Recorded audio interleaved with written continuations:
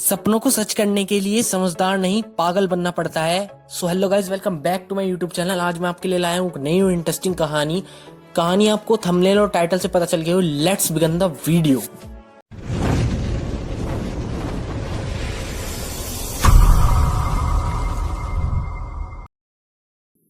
अकेला चना पहाड़ नहीं फोड़ सकता, पर अकेला बंदा पहाड़ तोड़ सकता है। एक बंदा अमेरिका से रूस गया पुरानी मिसाइल्स के खोखे खरीदने, ताकि उनसे कुछ ऐसा बना सके जो आज तक कोई नहीं बना पाया था। रॉकेट, जमीन से उड़ने वाला नहीं, उड़कर फिर से जमीन पर आने वाला रॉकेट। ऐसा रॉकेट जो किसी ने सोचा भी नहीं होगा कि पॉसिबल होगा। अगर किसी ने सोचा होगा तो उसके पास में आइडिया नहीं होगा कि कैसे रॉकेट को जमीन पर वापस उतारना है, और अगर किसी के पास आइडिया भी होगा तो उसने किया नहीं होगा। लेकिन ये बंदा जो रॉकेट की एबीसीडी भी नहीं जानता, जिसने किसी भी कॉलेज में कोई रॉकेट इंजीनियरिंग की डिग्री नहीं ली थी, वो बंदा ऐसा रॉकेट बनाने चला था जो उस टाइम के रॉकेट बनाने वाली बड़ी बड़ी कंपनियों को भी नहीं पता होगा। जमीन पर वापस उतरने वाला रॉकेट लॉन्च तो कई साल में होते आए थे। कोई रॉकेट को लैंड करा दिया तो उसे बोलेंगे रियल दुनिया का आयरन मैन। बंदे से रूस वालों ने जरूरत से ज़्यादा पैसे मांगे। यहाँ तक कि यह भी कहा जाता है कि रूस में जो इस बंदे की मीटिंग हुई थी, वहाँ की कमेटी ने इसका बहुत मजाक उड़ाया था। यहाँ तक कि ये भी कहा जाता है कि इसके मुंह पर थूका भी गया था और इनको कहा गया कि तेरे पास पैसे तो है नहीं, और आ गया मिसाइल खरीदने। ये बंदा बिना डील पूरी किए वापस अपनी कंट्री आ गया और उसी दिन से किताब उठा ली इस सवाल के जवाब में कि मैं क्यों नहीं बना सकता रॉकेट। मैं ऐसा रॉकेट बनाऊंगा जो कि बहुत कम खर्च में अंतरिक्ष में जा सके, और इसके बाद ऐसा रॉकेट बनाऊंगा जो लॉन्च के साथ साथ जमीन पर वापस भी लैंड कर सके।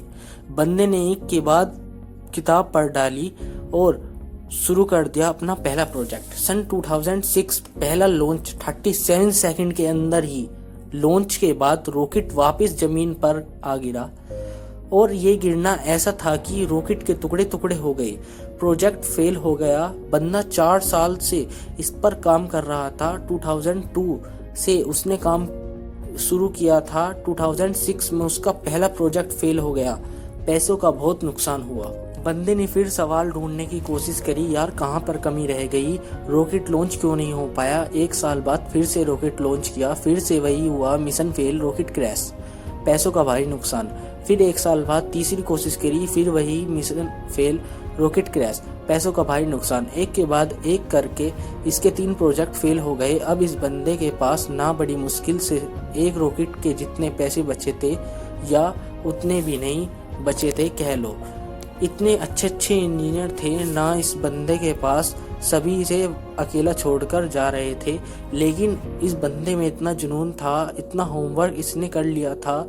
इसने सोचा कि एक बार और ट्राई करते हैं, लेकिन इसके पास में इतने पैसे नहीं थे कि ये अच्छे इंजीनियरिंग को हायर कर सके, और ये घटिया इंजीनियर को रखना नहीं चाह रहे थे। तो इसने डिसाइड किया कि जब मैंने इतनी पढ़ाई कर रखी है तो क्यों ना इस बार प्रोजेक्ट का चीफ इंजीनियर मैं ही बन जाऊं। वो बंदा खुद चीफ इंजीनियर था, जिसने रॉकेट साइंस की कोई इंजीनियरिंग डिग्री नहीं ले रखी थी। बड़ी अजीब सी बात थी और बड़ी रिस्की काम था ये, और पैसों का पहले ही भारी नुकसान हो चुका था। लेकिन इस बंदे की हिम्मत का नुकसान कोई नहीं कर पाया। पूरी जान चौथी कोशिश में लगा दी, और उसके बाद में कुछ ऐसा हुआ ना जो आज तक कोई नहीं कर पाया। पूरी दुनिया ने एक नज़ारा देखा। दुनिया का सबसे कम बजट में उड़ने वाला रॉकेट सफलतापूर्वक लॉन्च हो गया था। साइंस की दुनिया में ऐसा करना पहली बार नहीं था, लेकिन इतने कम बजट के अंदर किसी रॉकेट को लॉन्च करना पहली बार हुआ था। ऐसा करके दिखाया उस बंदे ने जिसको किसी ने रॉकेट बनाना नहीं सिखाया था। इस बंदे की कंपनी को दुनिया स्पेसएक्स के नाम से जानती है, और इसके रॉकेट में इतनी जान है ना कि नासा ने भी अपनी कई सैटेलाइट स्पेसएक्स के जरिए अंतरिक्ष में भेजती है। जब इस बंदे के 3 फेल लॉन्च के बाद में चौथा लॉन्च सफल हुआ, तो सफल होते ही नासा वालों ने कहा कि मुझे ये तुम्हारा रॉकेट चाहिए, और सक्सेसफुल लॉन्च के बाद में डील पक्की हो गई, क्योंकि इसके पहले सैटेलाइट को लॉन्च करने में नासा का बहुत खर्च होता था। लेकिन ये बंदा यहीं पर नहीं रुकने वाला था। बोला कि अब ऐसा रॉकेट बनाऊंगा जिसको बार बार यूज किया जा सके। आमतौर पर क्या होता है कि जब किसी सैटेलाइट को स्पेस में लॉन्च करना होता है तो वह सैटेलाइट अंतरिक्ष में करके जाता है। साथ साथ में उसको कैरी करने वाला रॉकेट भी उसके साथ में चला जाता है। फिर आप उसका दोबारा यूज नहीं कर सकते क्योंकि वो खत्म हो जाता है, यूज करने लायक वो बचता ही नहीं। यानी ये बंदा ऐसा रॉकेट बनाना चाहता था जो अंतरिक्ष में जाकर अपना काम करके सुरक्षित जमीन पर वापस करके लैंड हो जाए, ताकि इस रॉकेट में सिर्फ फ्यूल भरना पड़े और फिर वो वापस स्पेस में जाने के लिए तैयार हो जाए। जब इस बंदे ने 2011 में अनाउंस किया कि मैं लैंड करने वाला रॉकेट बनाना चाहता हूं, तो काफ़ी लोगों ने इसका मजाक बनाया। बड़े बड़े लोगों ने कहा कि ये फालतू का काम है, क्योंकि हवाई जहाज को लैंड करा जा सकता है लेकिन रॉकेट को लैंड कराना नामुमकिन है। लेकिन इस बंदे के दिमाग में नामुमकिन नाम की कोई चीज़ ही नहीं थी। इसके दिमाग में केवल जिद थी कि मैं लैंड करने वाला रॉकेट जरूर बनाऊंगा, सबको गलत साबित करके बताऊंगा। बंदे ने अगले 4 साल तक दिन रात कर दी, बहुत सारे फेल रॉकेट वेस्ट कर दिए। आखिरकार 2015 में पूरी दुनिया ने फिर से एक बार इस तरह का नज़ारा देखा जो आज तक सिर्फ बॉलीवुड की फिल्मों में देखते आए हैं। इस बंदे ने लैंड करने वाला रॉकेट बना दिया, असंभव को संभव कर दिया, और ये बंदा फिर नहीं रुका। उस अंतरिक्ष में जाने वाले सैटेलाइट कैरियर रॉकेट को इसने पानी पर तैरते प्लेटफॉर्म पर बड़ी एक्यूरेसी के साथ में लैंड करके दिखाया। रॉकेट अंतरिक्ष में जाता है और सैटेलाइट को अर्थ के ऑर्बिट में छोड़कर 10 से 12 मिनट में वापस आकर अपनी जगह पर खड़ा हो जाता है। इस बंदे को अगर दुनिया का आयरन मैन नहीं बोलेंगे तो फिर किसको बोलेंगे और क्या बोलेंगे? ये वही बंदा है जिसने बचपन में बहुत सारी किताब पढ़ डाली थी।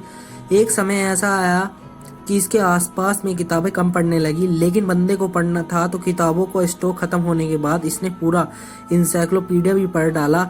ये बंदा आज दुनिया का सबसे अमीर इंसान बन चुका है। यह बंदा जिसका यह कहकर मजाक उड़ाया गया कि तुम्हारे पास पैसे तो है नहीं, आ गए मिसाइल खरीदने, आज इस बंदे की औकात इतनी बढ़ चुकी है ना कि वो वैसे कमेंट करने वाले लोगों को खरीद सकता है। और सच यही है कि पैसे से इंसान खरीद लेते हैं, और ये बंदा अमीर क्यों ना बने, क्योंकि ये डिजर्व करता है। एलन मस्क नाम तो सुना होगा, इस नाम में जान है, क्योंकि इस नाम के पीछे जो बंदा है ना उसकी नॉलेज में जान है। कहानी यहीं पर ख़त्म नहीं होती। एलन मस्क ऐसा बहुत सारे काम करना चाहते हैं जो आज शायद इम्पॉसिबल लगता है, पर ये नहीं भूलना चाहिए कि वो लैंडिंग वाला रॉकेट भी किसी टाइम पर इम्पॉसिबल लगता था। इनके बहुत सारे प्रोजेक्ट चल रहे हैं जिनके बारे में कोई सोच भी नहीं सकता। इनमें से एक फेमस प्रोजेक्ट है हाइपरलूप, जिसमें जमीन पर हवाई जहाज से भी ज़्यादा स्पीड पर ट्रैवल करने का प्रोविज़न होगा। ऐसी टेक्नोलॉजी होगी।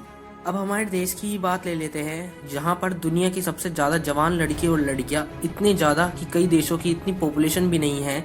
हमारे देश में टैलेंट की कमी नहीं है, ज़रूरत है तो सोच को विज़न देने की, विजन के लिए आइडिया जनरेट करने की और आइडिया को एक्शन में बदलने की। एलन मस्क का प्लान फ्यूचर में धरती के अलावा भी कोई ऐसी जगह ढूंढना चाहते हैं, ऐसी जगह जहां पर बस्ती बना सके, जहां पर इंसान सुरक्षित रह सके, क्योंकि हो सकता है भविष्य में कोई एस्टेरॉइड धरती से टकरा जाए और धरती से मानवता ठीक उसी तरह खत्म हो जाए जिस तरह से कई साल पहले डायनासोर धरती से चले गए थे। इसलिए इनके प्लान फ्यूचर के प्रोजेक्ट में एक प्रोजेक्ट ऐसा भी है कि मंगल ग्रह पर इंसानों की बस्ती बनाई जाए। इनका विज़न बड़ा तगड़ा है और ऐसा विज़न हमारे यूथ में होना बहुत ज़रूरी है। अगर ये बंदा कर सकता है तो आप समझ सकते हैं कि इंसान का दिमाग कितना पावरफुल है, इंसान की हिम्मत कितनी पावरफुल है, इंसान की कैपेबिलिटी कितनी पावरफुल है और इंसान के लिए क्या इम्पॉसिबल है। एलन मस्क का मानना है फेल होने से डरना नहीं चाहिए, क्योंकि फेल होना भी एक ऑपरेशन होता है, लेकिन काम ना करना कोई ऑपरेशन नहीं होता। ये खुद मानते थे कि एक हफ्ते में लगभग 120 घंटे होते हैं, अगर 7 से डिवाइड करोगे ना तो लगभग 17 घंटे आएंगे। एक दिन में निकालकर कितने बंदे तो इतना सोते ही हैं। इनका कहना है कि मैं वो काम नहीं करता जो जरूरी है, मैं वो काम करता हूँ कि जो मुझे लगता है कि करना चाहिए।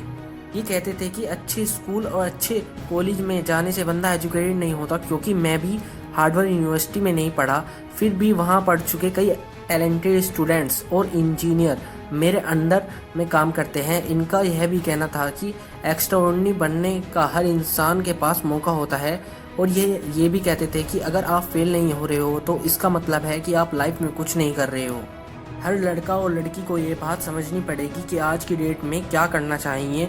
उनको वो करना चाहिए जो लगता है कि ज़रूरी है, या वो करना चाहिए जो लगता है कि उनको करना चाहिए। इंसान तब तक ज़्यादा बेहतर कर पाता है जब उसको पता होता है कि उसको करना क्या है। एलन मस्क को किसी ने रॉकेट साइंस नहीं पढ़ाई, ये उनको लगा कि उनको रॉकेट साइंस पढ़नी चाहिए तो उन्होंने खुद ही पढ़ ली, क्योंकि उन्हें पता था कि उनको करना क्या है। आज की डेट में हर बंदे के लिए कुछ मुश्किल नहीं है, मुश्किल है तो सिर्फ उसके पास कोई गोल ही नहीं है।